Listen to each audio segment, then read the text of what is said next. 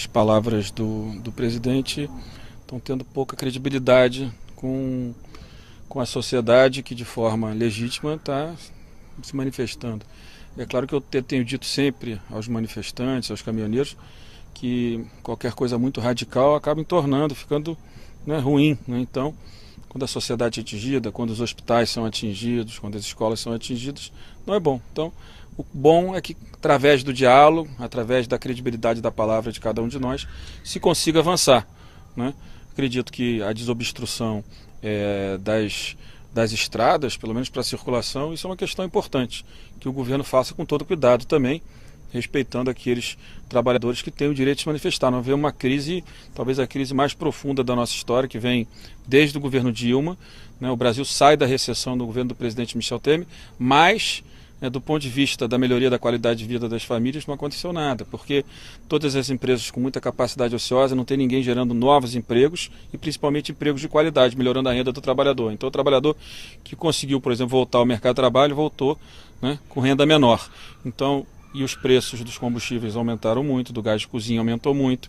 Então a vida do trabalhador piorou, mesmo que o Brasil saindo da recessão. E é isso que falta às vezes para o governo, entender que os números melhoraram em relação ao governo Dilma, mas a vida real das pessoas não melhorou. Então, na hora que o governo tem um aumento do preço do petróleo e que vai ter um excesso de arrecadação para o governo federal apenas na ordem de 13, 14 bilhões, ele deveria pegar esse excesso de arrecadação e devolver para a sociedade. Devolve como? Reduzindo impostos. Né? Aliás, impostos que o governo, na minha avaliação, aumentou em 2017 em julho, o PIS/COFINS da gasolina, do etanol e dos diesel na média de 100%, aumentou de forma irresponsável. São 20 bilhões de reais em 12 meses que se tira da sociedade. Você tirou 20 bilhões da sociedade, que vem há 4, 5 anos. Então a crise é mais complexa, ela é mais profunda e se precisa tomar cuidado, né? Claro que as rodovias não podem ficar obstruídas, que se faça manifestação pacífica, né, fora, né, das estradas, mas que a gente entenda que tem um certo limite, né, para que a sociedade possa se manifestar e tem também um limite para que o governo também use com cuidado a força, né, para que possa, desobstruindo as estradas, respeite a manifestação da sociedade. Uso das Forças Armadas. O Exército era desnecessário. Até eu estava agora em Maceió com a presidente Carmen Lúcia e o governo entrou com uma DPF que caiu com o ministro Alexandre Moraes e ela estava me contando do mérito, não tinha inclusão das Forças Armadas, era Força Nacional. E foi a informação que a gente recebeu lá, que era a utilização da Força Nacional. Né? Claro que a utilização das Forças Armadas, como eu disse, não parece, né, o passo correto nesse momento. Acho que os manifestantes estão dialogando. Né? Uma parte ontem deixou claro que o acordo que estava sendo feito eles não ia impactar a ponta, e foi o que aconteceu. Então acho que tem que tomar cuidado. O que eu disse é desobstruir a estrada é uma coisa, usar as Forças Armadas é outra.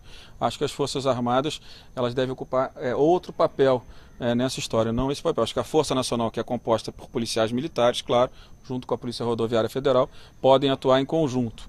Não é o que foi informado, mas nas últimas informações que nós tivemos, de fato, apareceu as Forças Armadas já de alguma forma atuando. De fato, também não acho que é o melhor caminho. Tem certos momentos que o governo tem que atuar, é claro, né? Mas da minha parte, aquilo que eu possa fazer para ajudar, que eu acho que eu tenho feito, que eu fiz essa semana que vem vamos avançar em alguns projetos que ajudam a regulamentar, garantir maior segurança jurídica.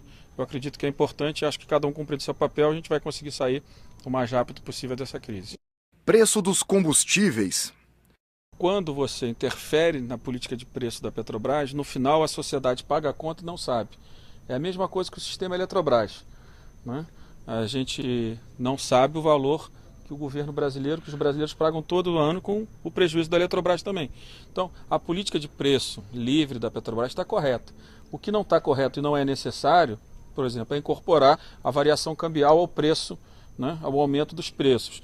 O que não está correto é ter uma política de aumento diária. Não tem nenhum país do mundo, pelo menos que eu conheço, que todo dia se aumenta o preço do combustível. A Petrobras pode, com a liberdade do preço, fazer uma política com mais previsibilidade para a sociedade. Vai aumentando e reduzindo ao longo de um período mais longo. Eu acredito que é muito possível que seja feito assim. Agora, ninguém pode negar que o presidente Pedro Parente é um grande quadro, que já passou dentro do governo em momentos delicados, como na crise do apagão, e comandou de forma competente da Casa Civil aquela crise que o Brasil viveu. Então a gente não pode também, né, porque nós estamos vendo uma crise maior porque o preço do petróleo subiu muito, e aí começar a querer desgastar um quadro da qualidade do Pedro Parente. Eu acho que ele, pela qualidade dele, pela capacidade de articulação, pela inteligência dele, eu tenho certeza que ele também vai compreender que essa política de mudança diária do preço do combustível gera muita insegurança, principalmente para quem trabalha com combustível. Agora, ele fazendo uma política, né, gerando um colchão, né, com toda a liberdade, para que não fique com flutuações diárias, eu tenho certeza que ele faz um bom trabalho na Petrobras e não acredito que tirá-lo agora da Petrobras vai ajudar o Brasil, né? Não acredito que para o Brasil seja o melhor caminho. O melhor é garantir uma política com mais previsibilidade para o preço do petróleo, sem interferência, né, sem subsídio. Se quiser subsidiar o preço do combustível, é através de redução de imposto. Quem subsidia política pública é o orçamento da União, não é a Petrobras. Então, se a gente quer reduzir o preço do combustível, a gente tem que reduzir os impostos. O PIS/COFINS, que o governo dobrou no ano passado, né, a alíquota, zerar essa alíquota do PIS/COFINS, pelo menos do diesel, pensar em zerar a CID, que o governo já anunciou, e pensar dentro do orçamento outras políticas compensatórias que possam atender a sociedade. PIS/COFINS. Cada casa tem a sua agenda, né? Até porque o presidente Michel pode zerar a alíquota do PIS/COFINS por decreto, porque ele dobrou a alíquota do PIS/COFINS ano passado, da gasolina, do etanol e do diesel, lembrando aqui 100% de aumento, de julho do ano passado até julho desse ano. O brasileiro vai pagar mais de PIS/COFINS com esse aumento, do meu ponto de vista absurdo.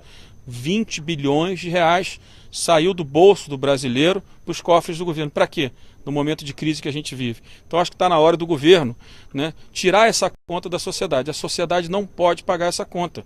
Então acho que o governo deveria, por decreto, não precisa ser por lei, não tem nenhuma vaidade que se aprove o projeto da Câmara, mas se o governo, que tem esse poder, baixar um decreto amanhã, zerando o PIS/COFINS do diesel, reduzindo um pouco, voltando à alíquota anterior da gasolina e do etanol, a gente vai ter melhores condições, né, de preços para a sociedade, e a sociedade aí sim não estará pagando uma conta que não é dela.